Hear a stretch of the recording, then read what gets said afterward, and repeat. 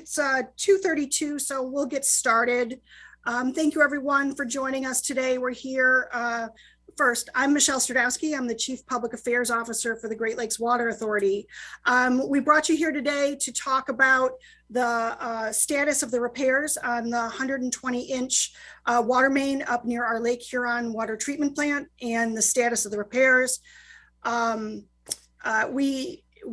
was a thought about bringing you up to the site, but it really is an open construction site and it's just not safe. So we didn't feel like it would be good for us or for any of you. We wanted, safety is our main concern here, and allowing our teams to work and get their work done to do a speedy repair really was our priority.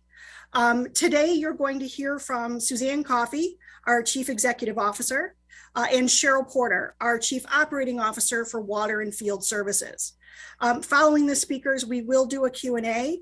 And for the sake of time, we're going to ask that everybody just keep their questions to 2 questions at first. And I'll ask you to raise your hand in the chat function to ask your questions. Now I'm going to turn it over to Suzanne. And I would ask Suzanne and Cheryl, before you start speaking, if you could say your name, spell your first name, and give your title for us, please. Sure, I will get started. My name is Suzanne Coffey, Suzanne Coffey. My title is Chief Executive Officer for the Great Lakes Water Authority. So good afternoon, everyone. I want to thank you all for coming today and for your assistance over these last few days in helping us to inform the public about the water main break and the associated boil water advisory. Your assistance is critical in our public information efforts, and we really do appreciate that. I've been at the site now at our Lake Huron water treatment plant, which is where I'm at today. It's in close proximity to where the break is. I've been here since Sunday, and I'll tell you, when you see it up close, it's really incredible to see the size of the pipe. It's a big pipe. It is the largest water pipe that we have in our water system. So 10-foot diameter, 120 inches, and it's a high pressure pipe. So it's a pretty big pipe. We are fortunate that it broke in the middle of a farm field and not in the middle of a roadway. You've seen the pictures of it, and it's certainly significant. I'm proud to say that within 24 hours of the initial break, we were able to restore some water pressure to all the communities. And while the pressure is restored, it is likely that it is not at the level the communities and the residents are accustomed to. But the good news is that there is water available for sanitary purposes. This is thanks to the hardworking men and women of GLWA and the communities that are impacted. I want to call out specifically my thanks to those people and their quick work to open emergency connections, to turn valves, to move water around the system and manipulate flows in the system to direct water into areas that didn't have it.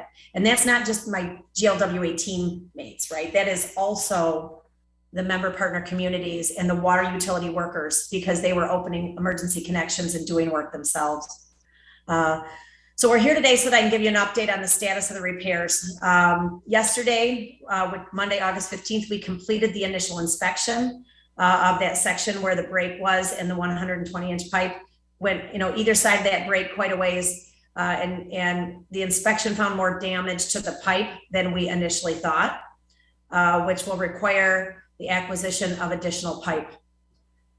So to make sure that we have all that we need, we have actually asked for another 48 feet of replacement pipe. You might remember we talked about the fact that like a stick of pipe is either 16 or 20 feet long. So we need 2 of those now. So we ordered pipe, we got pipe delivered on site, came up from Texas. It's sitting there. You've probably seen pictures of it, but we need more. And so we didn't just order a small amount, we ordered more than what we know that we're going to need to make sure that we have flexibility in effectuating the repair. And this pipe actually is being manufactured right now. When we ordered the pipe that we ordered, when the break occurred, we immediately ordered everything that we could get in the US. There was no other pipe this size, this type of pipe available than what we have on site right now. So it's currently being manufactured. The new pipe is expected to be delivered on site on Tuesday, week from today, August 23rd. This means that we will need to add an additional week to the repair timeline and a week to the boil water advisories. I know that adding this week creates further burden on the residents and the businesses of the 7 impacted communities, but I want you to know that we're doing everything that we can, everything in our capabilities to expedite this repair and return the system to full and normal levels of service. In the meantime, we're not just sitting on our hands here. We are working to do a couple things. Today, they're going to pull the damaged pipe out and prepare the existing pipe to accept the new replacement pipe. Beyond that, we are doing as much condition assessment as we can possibly do while this pipe is out of service. So one of the things that is challenging with assessing the condition of water main is that it's full and it's a closed system and it's intentionally closed. So it's not easy to get in it. So we have people who are doing condition assessment now, and we will continue to do condition assessment until we have to button that pipe up to get it back in service. So before I turn it over to Cheryl Porter, our Chief Operating Officer of Water and Field Services, she'll tell you about the next steps in the repair plan. I want to thank everyone for their patience and understanding as we work through this very difficult situation. And I want to thank our member partner communities, our partners in the emergency management community, the state of Michigan, and all our water utility workers, both in GLWA and the municipalities who are on the ground operating their systems during the emergency. This is tough times, and we are working our way through it, so we appreciate you. And with that, I am going to turn it over to Cheryl. Thank you, Sue. Good afternoon. My name is Cheryl, Cheryl Porter, Porter. And as already has been stated, I'm the Chief Operating Officer for Water and Field Services. As Sue has already indicated, I'm going to lay out some of the next steps in our repair. She's already talked about how we're going to continue to inspect. This is a very unique opportunity, and as much we want to collect as much information as possible about the section of Maine that we currently have open. That inspection and condition assessment is very important for us to collect as much information as we can. We're in the process of preparing to remove the damaged pieces of pipe. Once those damaged pieces are removed, then that places us in a position where we can start to install the new sections of pipe. We do have more pipe coming, but we're going to work with what we have. We want to continue with as much effort in our current repair as possible. Once the new sections of pipe have been installed, we're going to pressure test it. That's an important step because we want to check for leaks, and we want to make sure that those are addressed before we button the entire system up to start the disinfection and flushing process. Those steps are important to prepare us for the water quality testing. With the water quality testing, there are 2 consecutive rounds of water quality testing that have to be done. Each round takes 24 hours for us to get the results. Those results have to be negative for the presence of coliform or bacteria. It is also important for us to note that GLWA is in conversations with the impacted communities, as well as the Michigan Department of Environment and Great Lakes and Energy, EGLE. We're talking about, is there an opportunity for us to modify the current boil water advisory, given that our current state is showing the system having very stabilized pressures? Again, these are not normal pressures, so you may not have what you are accustomed to, but we have been able to restore flow to most of our system. However, none of that is definitive. We are still in the planning stages of that conversation. So please stay tuned for future updates on this. At this time, the boil water advisory remains in effect for the following communities: the village of Almont, Bruce Township, Birchville Township, Imlay City, the city of Rochester, Shelby Township, and Washington Township. In addition, there is also one business in Greenwood that is impacted, along with the industrial park in Romeo.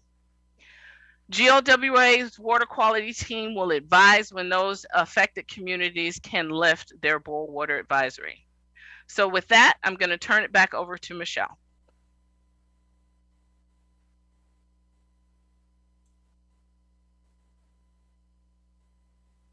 Thanks, Cheryl and Suzanne. Just so that everybody knows, we do have a news release detailing everything that Suzanne and Cheryl have gone over. And we have a few additional photos to share with you on the new pipe, as well as a photo of the inspection that took place yesterday, and another photo of the new pipe that has already been delivered. I'm going to turn things over to Molly Young. Molly is going to run the Q&A session for us. And again, raise your hand to ask a question, please. And please keep it to 2 questions at a time. Thank you. Molly? Yep. Okay, so it looks like we've got 1 hand raiser so far from Eli Newman. Eli, go ahead and unmute if you want to ask your question. Hi, yes. Can everyone hear me okay? Yes. Yeah, so I guess one of the things that I'm just wondering is if there is any kind of compensation that is being considered for impacted residents, with increased, energy costs, things like that, the additional burden of having to kind of go through this boil water advisory. Is that something that the Great Lakes Water Authority, is there like a form or something that people can pursue? That is not something that we typically do. And I would say it's not likely to be done. And so, no, we don't have a form like that. Can you explain like what the rationale is? Is that, is this, considering that people are being impacted in a pretty significant way? Yeah, I can take that. So we are a governmental entity, and this was an unforeseen circumstance. And so in those circumstances, if we were to say we were to compensate, the charges would go right back to the users of the system. There aren't any profit in this. It's not like we're a profit-making entity. So typically that's the way these things are handled. Thank you. Okay, and then Jeff, I just wanted to flag, I can't see the chat, so just in case there is anybody that's sending questions in the chat, someone else might want to flag that. But it looks like we have a question from Rod Maloney with WDIV. Rod, go ahead and unmute. Yeah, hi. I have far more than 2 questions, but I'll start with the 2 that are most pressing in my mind. We were told, back during the bankruptcy when GLWA was created, that the rest of the system is in far better shape than Detroit's system. I'm curious about the inspections and the maintenance and why this was an unforeseen situation. And when was the last time this plant or this area was inspected to know whether there was a problem? So let me start. So I would say it's exactly right that the rest of the system is in better condition than Detroit's system. It's not as old as Detroit's system. And I don't think that this pipe is in bad condition, right? So this was very unexpected. This pipe is expected to have many, many more years of its useful life left. These pipes are, 50 to 100-year useful life type pipes. So until we understand the nature of the failure, we're not going to know why. Different pipes fatigue for different reasons, but the engineers are going to be in there. They've taken samples. They're going to send those samples in, and they're going to help us to understand why, because that's a good question. Why? I think the next question then becomes, how are you going to prevent it? So the best thing we can do is do inspections, look for why failures occur, and then say, okay, any similarly situated pipes, we're going to go do condition assessment on. When was the last time this section of pipe was inspected, and was it showing any issues during that inspection? So I don't know that this pipe has been inspected, which is typical, right? These pipes are closed systems. And it's only been in recent years that technology is available to run equipment through the pipe while the pipe is full of water and pressurized to be able to basically in an unmanned kind of way do a condition assessment. So I don't believe it has been inspected, and I don't think it would be typical for it to have been inspected, say, up until recent years. When did it go in? It went in I want to say 73. And what was the life expectancy? Pardon me? What was the life expectancy? You'd expect the pipe to last 50 to 100 years, very typically 70 to 100 years. Suzanne, do you want to give an update on our LSIP program? I can do that. So the LSIP program, so it sounds kind of cryptic, right? We have a program we call our Linear System Integrity Program. That's a long way of saying the pipes in the system. And the system are being our water system and our wastewater system. Now, wastewater pipes are open to the atmosphere. They're much easier to get in, to inspect, just like you talked about. When has it been inspected? On the wastewater side, we've been in our pipes within the last 3 years, all those pipes. Water system's very different. Closed for obvious reasons, right? Water quality, pressurized, and not able to be taken down. You can see what happened with this pipe here. When it's going down, how many people it's affected. So we can't just take the pipe down and walk it, right? All these people would be out of water service. So when the pipes were built, they were built this way. We work on putting, more redundancy in, but the program that we've developed is, how do we get into these pipes then? We've got some relatively cutting edge technologies to get in these pipes now that weren't available, years ago, right? Information age has helped us with these things where we can actually float. There's a smart ball that we can float down the pipe when it's full. There's a pipe diver. It looks like a big arrow that we can float down. And these things can detect leaks, and they can detect using magnetic type technologies. They can detect defects in the pipe. So it's that kind of a program, but we've got to put access ports in and that type of thing. So we have a program. We launched this program a couple of years ago, put it into our capital improvement plan, and we have been working toward it. You basically plan for the inspection for about a year, and then you build the access ports, and then you conduct the inspection. So GLWA put that program into place in 2020. We have about, I think it's 816 miles of transmission main. So it'll take us decades to get through all the pipe, but looking at the pipe and saying, okay, some of these large diameter pipes are high priority. They're queued up to be done in the first segments of this program. But we haven't been in it yet, but you can bet that we're going to be now, strongly focused on this particular length of pipe with that type of technology. Great. Okay. Looks like we've got a handful of other questions. We'll start with, I think this is Miriam with the Free Press. Go ahead and unmute, Miriam. Thank you, Molly. I just wanted to confirm the timeline, because I know that initially the 2 weeks was from Saturday, so that would have been August 27th. So now the estimated date for water being restored is the 3rd. That's correct. Okay, thanks. Next, Kim Russell, XYZ. Thank you so much for taking my question. I was looking at the 2021 report card for America's infrastructure from AFSCME, and it gave our drinking water supply infrastructure statewide a D. What do you want people to know about our infrastructure and whether we have enough investments being made? So what do I want people to know? So we've been talking about aging infrastructure for decades, right? It's still here, right? Every year when we work through our charge increases, there's downward pressure on those charges, right? It's tough. It's tough on the pocketbook. We do need and would like more funding to do this kind of work. Certainly, if we had the funding, we would do these things faster. There's no doubt about that. But funding's limited, and we understand that people have household budgets, and that we impact those household budgets when we set our charges. So more funding is necessary, and we certainly want to take advantage of any kind of funding. We did receive some funding, the infrastructure funding that came down through the state recently. We do not, the way that we are established, we do not get direct funding from the ARPA dollars and the infrastructure funding that came in. So we buy for that funding, GLWA does. With others from the state of Michigan.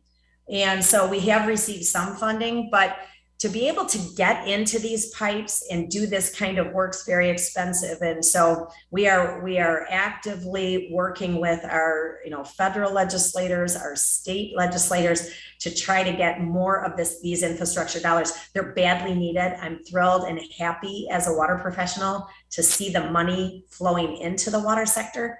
But I would say that we need it every year. It's not just a one-time thing. So you see the bridges, you see the roads. What you can't see is what we've got under the ground. And that's the tough part. But yeah, we absolutely continue to vie for additional funding for water infrastructure. It's absolutely needed. And just to follow up on that, this issue, would it be caught if there was more resources for preventing, or this is a fluke perhaps? Yeah, I guess I wouldn't necessarily jump right there to say that it would have been. We don't know what the cause is yet. So that's pretty hard to say, but certainly doing more condition assessments costs money, and the more condition assessments you do, the better you can do at getting ahead of these types of things. Okay, thank you. Anne with the Oakland Press, go ahead and unmute.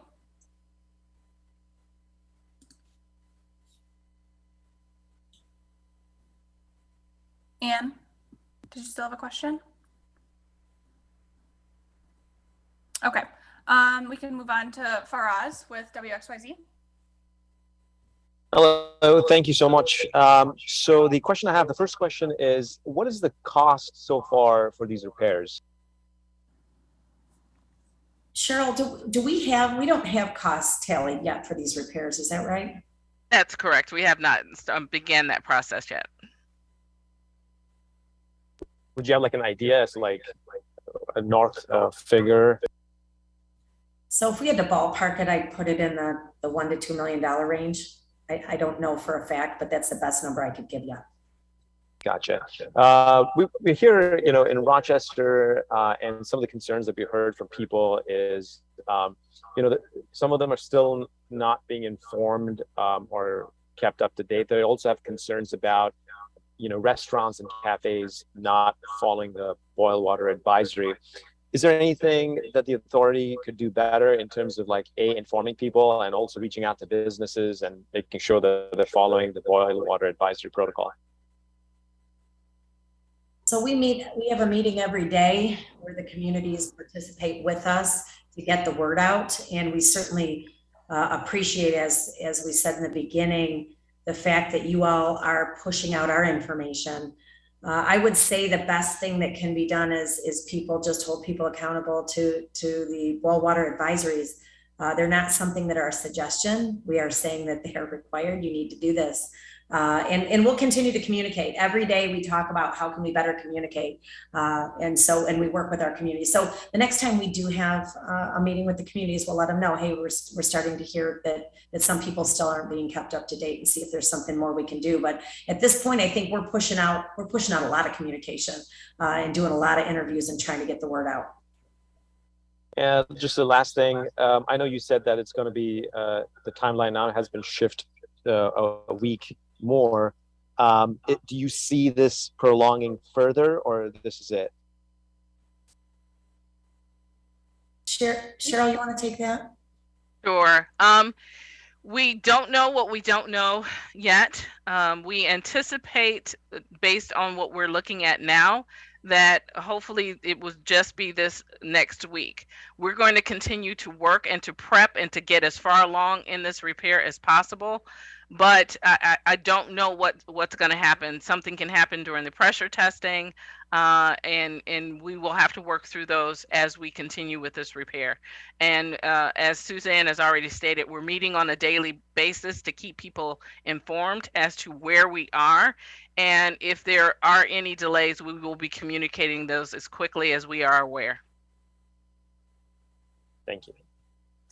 Okay, looks like we don't have any other hands raised right now, so we'll go ahead and do a last call for any final questions. And then if not, oh yeah, we can hear you. This is Anne from the Oakland Press. Okay, go ahead. I just want to clarify, I know this question has already been answered, but I want to make sure I understood it. There isn't really any kind of inspection process for these rates, is that correct? So we do have a program and a plan for inspecting. This particular pipe has not yet been inspected, but it is high on the priority list. And GLWA did stand up a program to prioritize and get into these water mains. So there is a plan. but it's this particular pipe, no, it has not been inspected yet. Thank you. Okay. We'll take two last questions, one from Rod Maloney and one from Kim Russell. Rod, you've had your hand up. Do you want to go first? Yeah, I just would like to clarify. You say that you're going to check it and check the surrounding pipe. When will that actually happen, the inspection? Okay, so we were in yesterday and the engineers did go both sides of the pipe, making sure that we had the right repair plan, right? How much of the pipe has been damaged? How much do we need to repair? They took a look, made that assessment, told us that we needed this additional pipe. So we've done that. The whole time this is down, this week or so that it's down, these people will be walking the pipes wherever we can get in the pipe, wherever there is no water in the pipe to do inspection. So we're gonna do as much as we can in the next week or so until that pipe's gotta be buttoned up. What we don't get to, we will put on a schedule. But the other thing we're gonna do while we're in this pipe is we're gonna look for, what do we have to do to get that pipe diver and those smart ball technology into this pipe to be able to do a good comprehensive assessment of it. So I would say we're gonna get as much done, and I'm sure we won't get it all done, but we'll get a big portion of it done in the next week or so. Okay, and how much? In other words, you said you had 860 miles. You're not going to be able to get all of that. So how much will this inspection encompass? Yeah, so this particular pipe that we've worked on dewatering is 26 miles long. So it's a small fraction of the 816 miles that I talked about, but it is the largest diameter pipe. So, I hope that we could get through, gosh, I hesitate to give a number, maybe half of the pipe with walking inspection, manned inspection, inside the pipe right now, but then also prep that pipe for us to get our pipe diver technology in, which is that unmanned while the pipe is full of water, because, our primary goal is to get everyone back in service. And it's balancing that. We don't really want to leave everyone out of service any longer than we have to. And we're also operating the system in a pretty unconventional way. So we want to get ourselves out of the emergency, take advantage of the fact that there's no water in the pipe while we're in the emergency, but get out of the emergency quickly, but then make, plans to get in that pipe with that unmanned technology as quickly as possible. Okay, thanks. Kim, you have the last question. Yes, thank you so much. I just wanted to clarify. It makes sense. It's underwater. It's high pressure. You can't go look at it without turning off the water. But how do inspections work for water pipes in general? Or how often do they happen? When do they start? How old do they have to be? Some of the basics. Yeah, so I would say this: the traditional assessment of pipes or condition and renewal of pipes is just replace pipes every so many years, right? So every 50 or 70 years, replace all the pipes, right? That's been the typical way, because there is no way to get in them. So if you take a look at a communities might have 12-inch water mains or 24-inch water mains. They can't get in those water mains, right? And they can't get in them when they're full of water, and even when they aren't.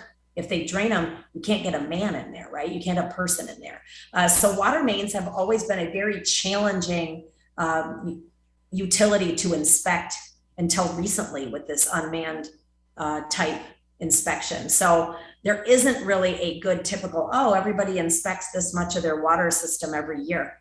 The industry, the water utility sector just doesn't function that way. On the sewer side, it's different. On the sewer side, we can get in those pipes. You can put a radio controlled vehicle inside a sewer pipe because it's open to atmospheric pressure. There's not flow, it's not full. And you can run those things through with a camera on, and you can do a good condition assessment. But water main is just very challenging. And years ago, when these water mains were built, they were not built with access to even put this kind of technology in place because the technology didn't exist. So it's a big challenge right now. As America's infrastructure ages, and we put a lot of this infrastructure in the whole country in the 70s, we're now getting to a point where I'll say, now we're at this 50-year mark. We got to get in these pipes. We got to look at them. So that's where we're at. Thank you, Kim. Thank you all for joining us today. As I said, we will have a news release that you'll be getting very shortly. Rod, we will also get you that videotape or the video that you want, and we will also send the video out to everyone as quickly as we can. So thank you all again. And we will continue to issue updates on our progress. Our goal is to send something out every day by noon. So please look out for that. And if you have additional questions, you know where to find us. Thank you so much.